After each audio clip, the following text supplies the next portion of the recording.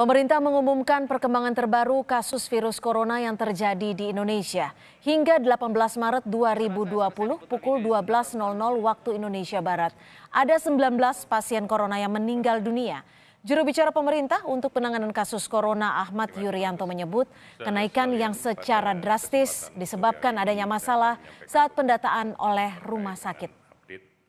Bukan hanya terdapat permasalahan dalam pendataan karena ternyata setelah kami melakukan recheck tadi pagi dan kemudian kami berkoordinasi dengan seluruh rumah sakit di seluruh Indonesia yang merawat kasus ini, maka ternyata beberapa rumah sakit belum melaporkan kasus kematian sejak tanggal 12 Maret sampai dengan tanggal 17. Oleh karena itu data sekarang sudah kita upgrade, sudah kita perbaiki, maka akumulatif kasus meninggal sampai dengan tanggal 18 Maret pukul 12 sebagai berikut, sehingga total kasus yang meninggal keseluruhan adalah 19.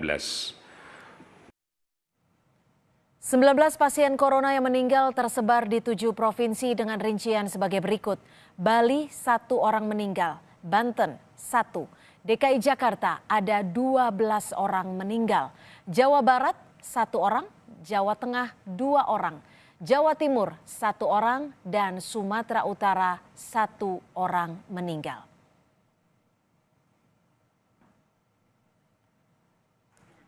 Selain pasien meninggal dunia, juru bicara pemerintah untuk penanganan kasus corona Ahmad Yuryanto juga merilis kasus positif virus corona di Indonesia bertambah 55 kasus.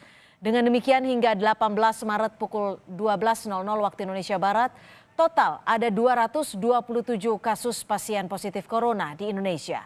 Ahmad Yuryanto menyebut penambahan ini terjadi karena pelacakan atau kontak tracing makin meluas dan penambahan terbanyak ada di DKI Jakarta yaitu 30 kasus.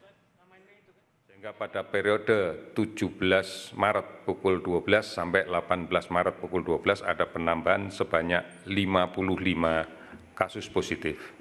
Sehingga total keseluruhan sampai dengan sekarang, sampai dengan kami melaporkan data pada pukul 12.00 hari ini adalah 227 kasus positif.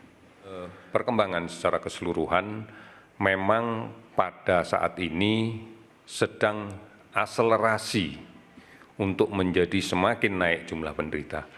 Ini kita maklumi dan ini juga menjadi gambaran yang lazim di beberapa negara lain terkait dengan fase-fase awal dari munculnya kasus positif COVID ini.